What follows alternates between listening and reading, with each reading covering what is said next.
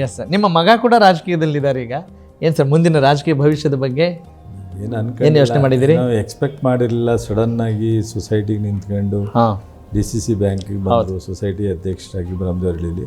ಹಾಗೆ DCC bank ಬಂದಾಗ so ಎಲ್ಲ ಶಾಸಕರು ಗೆದ್ದಂಥ ಡೈರೆಕ್ಟ್ರುಗಳೆಲ್ಲ ಕೂತ್ಕೊಂಡು ಸೊ ಫಸ್ಟ್ ಟೈಮು ಯುವಕ ಇದ್ದಾನೆ ಒಂದು ಇರಲಿ ಅಂತೇಳಿ ಅಧ್ಯಕ್ಷನ ಮಾಡಿದ್ದಾರೆ. ಸೊ ಜವಾಬ್ದಾರಿಯಿಂದ ಕೆಲಸ ಮಾಡಿದ್ರೆ ಅವನಿಗೆ ಜನ ಗುರ್ತಿಸ್ತಾರೆ. ನಿಮ್ಮ ಗೈಡೆನ್ಸು ಇರುತ್ತೆ, ಸಿಗ್ತಾ ಇರುತ್ತೆ ಅವರಿಗೆ. ಗೈಡೆನ್ಸು ಎಲ್ರಿಗೂ ಮಾಡ್ತೀವಿ, ಅವನಿಗೆ ಮಾಡಲ್ವ ಮಾಡ್ತೀವಿ. ಬಟ್ ಆದರೆ ಅವನು ಎಷ್ಟರ ಮಟ್ಟಿಗೆ ಅದನ್ನು ಅಲ್ಲ, ನೀವು ಫ್ಯಾಮಿಲಿಗೆ ಎಷ್ಟು ಟೈಮ್ ಕೊಡ್ತೀರಾ ಅಂತ ಬೇಕಲ್ಲ ಸರ್. ದೊಡ್ಡ ಜವಾಬ್ದಾರಿ ಇರುತ್ತಲ್ಲ. ಎಷ್ಟೇ ಜವಾಬ್ದಾರಿ ಇದ್ರು ನಾನು ನನ್ನ ಫ್ಯಾಮಿಲಿ ಜೊತೆನಲ್ಲೂ ಹಾಗೆ ಸಮಯ ಕಳೀತೀರಿ, ಅದರಲ್ಲೇ ನೋ ಡೌಟ್. ಬಟ್ ಭಾಳಷ್ಟು ಪವಾಡಗಳನ್ನ ಮಾಡ್ತಾ ಇದ್ದೀರಿ ಸರ್. ಈಗ ಸಚಿವರು ಆದಮೇಲೆ ಕೆಲಸ ಮಾಡ್ತಾ ಇದ್ದೀವಿ ಸರ್. ಪವಾಡ ಅಂತ ತಕ್ಷಣ ನಾವು ನೋಡಿ ನಂಗೆ ಇನ್ನೊಂದು ನೆನಪಾಯ್ತು. ಹೆಂಗೆ ಗೊತ್ತಾ ಸರ್, ಪವಾಡ ಅಂದರೆ ಕ್ರಾಂತಿ ನೆನಪಾಗುತ್ತೆ. ಈಗ ನೀವು ನೋಡಿದ್ರೆ ನಿಮ್ಮ ಹೆಡ್ ಸಿದ್ದರಾಮಯ್ಯ ಅವ್ರ ಬಗ್ಗೆ ಹೇಳ್ತಾ ಇದ್ರಿ, 5 ವರ್ಷ ಅವರೇ CM ಆಗಿರ್ತಾರಾ ಸರ್? ಅದೆಲ್ಲ ಹೈಕಮಾಂಡ್ ತೀರ್ಮಾನ ಮಾಡೋದು, ನಮ್ಮ ಕೈಲಿಲ್ಲ. ನಿಮ್ಮ ಅಭಿಲಾಷೆ ಏನು ಸರ್? ಆ ಕುರ್ಚಿ ಕದನ ಇದೆ ಅಲ್ಲ ಸರ್? ಈಗ ಕೆಲವು ವಿಚಾರನ ನಮ್ಮ ಲಿಮಿಟೇಷನ್ ಬಿಟ್ಟು ಮಾತಾಡೋಕ್ಕಾಗಲ್ಲ. ಕರೆಕ್ಟ್. ನಮ್ಮ ಆಸೆ ಎಲ್ಲ, ನಾನು ಮಂತ್ರಿ, ಸರ್ಕಾರ ನಂಗೆ ಜವಾಬ್ದಾರಿ ಕೊಟ್ಟಿದೆ, ನಮ್ಮ ಪಕ್ಷ ನಂಗೆ ಒಂದು ಜವಾಬ್ದಾರಿ ಕೊಟ್ಟಿದೆ, ಇದು ನನ್ನ ಆಸೆ, ಇದು ನನ್ನ ಆಸೆ ಅಂತ ಹೇಳಿದ್ರೆ ಅರ್ಥ ಇರಲ್ಲ. ಅದನ್ನು ಹೈಕಮಾಂಡ್ ತೀರ್ಮಾನಕ್ಕೆ ನನ್ನ ಆಸೆ ಅಂತ ಹೆಂಗೆ ಹೇಳೋಕ್ಕಾಗುತ್ತೆ? ಹೈಕಮಾಂಡು ಏನು ತೀರ್ಮಾನ ತಗೋಬೇಕು ಆ ಸೂಕ್ತವಾದ ತೀರ್ಮಾನ ತಗೊಳುತ್ತೆ ಅನ್ನೋ ನಂಬಿಕೆ ಭರವಸೆ ಇಟ್ಕೊಂಡ್ರಲ್ಲ. ಮತ್ತು CM DCM ಸಹ ಹಾಗೆ ಅನ್ಯೋನ್ಯವಾಗಿದ್ದಾರೆ. ಅವ್ರ ಹೈಕಮಾಂಡ್ ತೀರ್ಮಾನಕ್ಕೆ ಅವರೇ ಭದ್ರವಾಗಿದ್ದಾರೆ. ಕರೆಕ್ಟ್. ಅವ್ರು ಏನು ತೀರ್ಮಾನ ಮಾಡ್ತಾರೆ ಅದಕ್ಕೆ ಭದ್ರಾಗಿದ್ದಾರೆ ಸರ್. ಆ ಹೈಕಮಾಂಡ್ಗೆ ನನ್ನ ಅನಿಸಿಕೆ, ಹೈಕಮಾಂಡ್ ಯಾವುದನ್ನು ನೋಡುತ್ತೆ ಸರ್? ಶಾಸಕರ ಬೆಂಬಲ, ಸಚಿವರ ನಂಬಿಕೆ, ಸಮಾಜದ ಒಪ್ಪಿಗೆ, ಸಮುದಾಯಗಳ ಆಶೀರ್ವಾದ ಎಲ್ಲ ಬೇಕಾಗತ್ತಲ್ಲ ಸರ್. ನಿಮ್ಮ ಬಲನೂ ಬೇಕಲ್ಲ ಸರ್? 6 ವರ್ಷ ಅನುಭವ ಇರ್ತಕ್ಕಂಥ ಒಂದು ರಾಷ್ಟ್ರೀಯ ಪಕ್ಷ, ಇದಕ್ಕೆ ನಾವು ಪಾಠ ಹೇಳೋಕ್ಕಾಗತ್ತಾ? ಯಾವ ಮಾನದಂಡದ ಮೇಲೆ ಒಬ್ಬ ನಾಯಕನ ತೀರ್ಮಾನ ಮಾಡ್ತೀರಾ ಅಂತ ಕೇಳೋಕ್ಕಾಗತ್ತೆ ಸರ್. ನೀವು ಒಳ್ಳೆ ಏನು ಯಶಸ್ವಿ ಕೃಷಿ ಸಚಿವರು ಅಷ್ಟೇ ಅಲ್ಲ, ಸ್ಮಾರ್ಟ್ ಪೊಲಿಟಿಷಿಯನ್ ಕೂಡ ಹೌದು. ಈ ಉತ್ತರಗಳಲ್ಲಿ ಗೊತ್ತಾಗುತ್ತೆ. But I can understand. ಕೃಷಿ ಸಚಿವರಾಗಿ ಬಹಳ ಆ್ಯಕ್ಟಿವ್ ಆಗಿ ಕೆಲಸ ಮಾಡ್ತಾಯಿದ್ರಿ. ನಿಮ್ಮ ದಿನಚರಿ ಹೇಗಿರುತ್ತೆ ಅಂತ ಒಂದು ಸ್ವಲ್ಪ ಕ್ರಿಸ್ಪಾಗಿ ಹೇಳ್ಬೋದಾ ಸರ್? ಏನಿಲ್ಲ, ನಾನು ಬಿಫೋರ್ ಎಲೆಕ್ಷನ್ನು ನಾನು ಸ್ವಲ್ಪ ವಾಕು ಇವೆಲ್ಲ ಮಾಡ್ತಿದ್ದೆ, ಯೋಗ ಇವೆಲ್ಲ. ಸೊ ಈಗ ಸ್ವಲ್ಪ ಕಡಿಮೆ ಆಗಿದೆ. ರಾತ್ರಿ ಲೇಟಾಗಿ ಬರ್ತೀವಿ ಸಮ್ ಟೈಮ್, 1 ಗಂಟೆ 2 ಗಂಟೆ 12 ಗಂಟೆ 10 ಗಂಟೆ. ಸ್ವಲ್ಪ ಓವರ್ ಸ್ಟ್ರೈನ್ ಆದಾಗ ಬೆಳಗ್ಗೆ ಎದ್ದು ನಾವು ಇತ್ತೀಚೆಗೆ ಜನ ಇರ್ತಾರೆ, ಅರ್ಲಿ ಮಾರ್ನಿಂಗ್ಗೆ ಬಂದುಬಿಟ್ಟಿರ್ತಾರೆ. ಹಾಗಾಗಿ ಸ್ವಲ್ಪ ವಾಕಿಂಗ್ ಸ್ಕಿಪ್ ಆಗಿದೆ. ಸೊ ಮನೆಯಲ್ಲಿ ಒಂದಷ್ಟು ಯೋಗ, ಸೊ ಎಕ್ಸಸೈಸು ಒಂದು 1/2 hour ಮಾಡ್ತೀನಿ. ವಾರಕ್ಕೊಂದು 3 ದಿವಸ 4 ದಿವಸ ಮಾಡ್ತೀನಿ. ನಾಟ್ ಎಲ್ಲ ದಿವಸ ಮಾಡಲಿಕ್ಕಾಗಲ್ಲ. ಬಟ್ ನನ್ನ ಫ್ಯಾಮಿಲಿಗೆ ಮಿನಿಮಮ್ ಅಂದರೆ ಒಬ್ಬ ಮಂತ್ರಿಯಾಗಿ ಜವಾಬ್ದಾರಿ ಸ್ಥಾನದಲ್ಲಿ ಒಬ್ಬ ರಾಜಕಾರಣಿಯಾಗಿ ತುಂಬ ಟೈಮ್ ಕೊಟ್ಟಿದ್ದೀನಿ ಅಂತ ಹೇಳಿಕ್ಕಾಗದೇ ಇದ್ರು ಸೊ ಮಿನಿಮಮ್ ಟೈಮ್ನ ಸೊ ಹೆಂಡತಿ ಮಕ್ಕಳ ಜೊತೆ ಸೊ ಕಾಲ ಕಳೆದಿದ್ದೀವಿ. ಅದೇನಂತ ತುಂಬ ಗ್ಯಾಪು ಅನ್ನೋ ಥರ ಏನು ಪರಿಸ್ಥಿತಿ ನಿರ್ಮಾಣ ಆಗಿಲ್ಲ. ಸೊ ಒಟ್ಟು ನನಗೆ ರಾಜಕೀಯ ಕ್ಷೇತ್ರದಲ್ಲಿ ಸಾಕಷ್ಟು ಕೆಲಸ ಮಾಡಿದ್ದೀನಿ, ಖುಷಿ ಇದೆ. ಮತ್ತು ಅವಕಾಶ ಸಿಕ್ಕಿದಾಗ ತುಂಬ ಜನಕ್ಕೆ ಅದರ ಉಪಯೋಗ ಕೊಡುವಂಥ ಒಂದು ಪ್ರಾಮಾಣಿಕವಾದಂಥ ಪ್ರಯತ್ನ ಮಾಡಿದ್ದೀನಿ.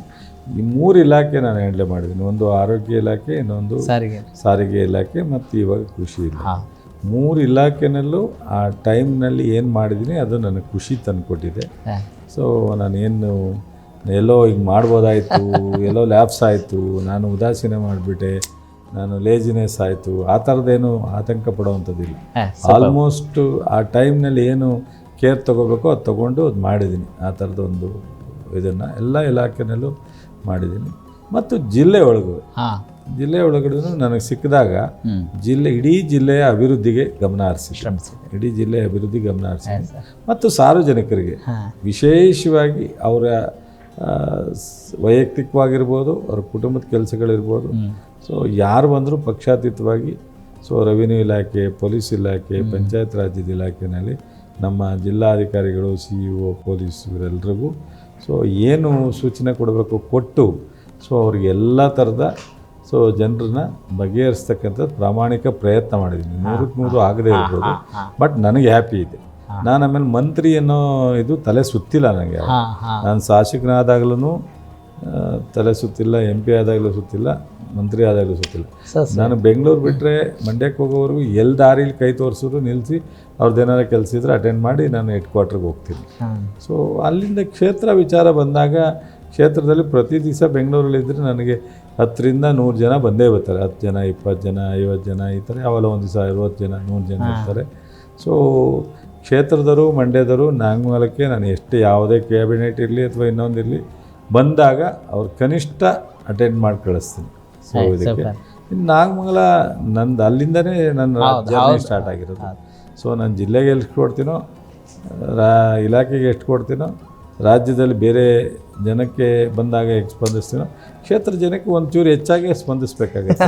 ನಾನು ಇವತ್ತು ಈ ರಾಜ್ಯದಲ್ಲಿ ಏನಾದರೂ ಮಂತ್ರಿಯಾಗಿ ಕೆಲಸ ಮಾಡಿದ್ರೆ ಅಥವಾ ನೀವು ಬಂದು ನಾನು ಇಂಟರ್ವ್ಯೂ ಮಾಡ್ತಾ ಇದ್ದೀರಿ ಅಂದರೆ ಬೆಳಗಾವಿ ಸದನದಲ್ಲಿ ನಾನು ಒಬ್ಬ ಮಂತ್ರಿಯಾಗಿ ಕೆಲಸ ಮಾಡಬೇಕು ಅಂದರೆ ಇದಕ್ಕೆಲ್ಲ ನಾಗಮಂಗಲ ಕ್ಷೇತ್ರದ ಜನನೇ ಕಾರಣ ಅಲ್ಲ.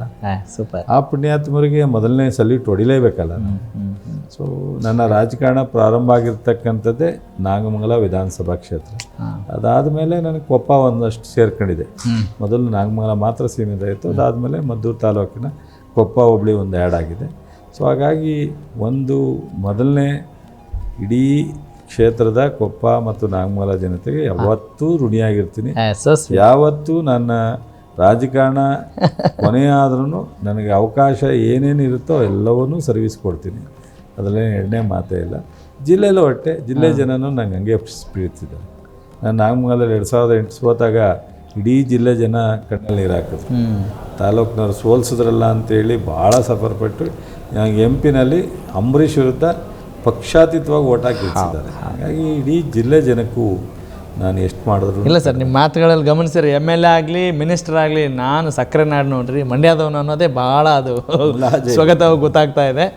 ಎಸ್ ಸರ್, ಬಹಳಷ್ಟು ವಿಚಾರಗಳು ಮಾತನಾಡಬೇಕು ಅನಿಸುತ್ತೆ. ಕೊನೆಯದಾಗಿ ಬೆಳಗಾವಿ ಅಧಿವೇಶನ ಎಷ್ಟರ ಮಟ್ಟಿಗೆ ನಮ್ಮ ರಾಜ್ಯದ ಜನಕ್ಕೆ ಪ್ರಯೋಜನ ಆಗಿದೆ ಸರ್? ನಾವು ಅಥವಾ ಪ್ರಮುಖ ಉತ್ತರ ಕರ್ನಾಟಕ ಕರ್ನಾಟಕಕ್ಕೆ ರಾಜ್ಯ ಸರ್ಕಾರದಿಂದ ಕಲ್ಯಾಣ ಕರ್ನಾಟಕ ಇರ್ಬೋದು, ಕಿತ್ತೂರು ಕರ್ನಾಟಕ ಇರ್ಬೋದು, ನಮ್ಮ ಮುಖ್ಯಮಂತ್ರಿಗಳು ಉಪಮುಖ್ಯಮಂತ್ರಿಗಳು ನಮ್ಮ ಟೀಮ್ ಸಾಕಷ್ಟು ಎಲ್ಲ ಥರದ ಅಭಿವೃದ್ಧಿಗೆ ಗಮನ ಹರಿಸ್ತಿದ್ದೀವಿ.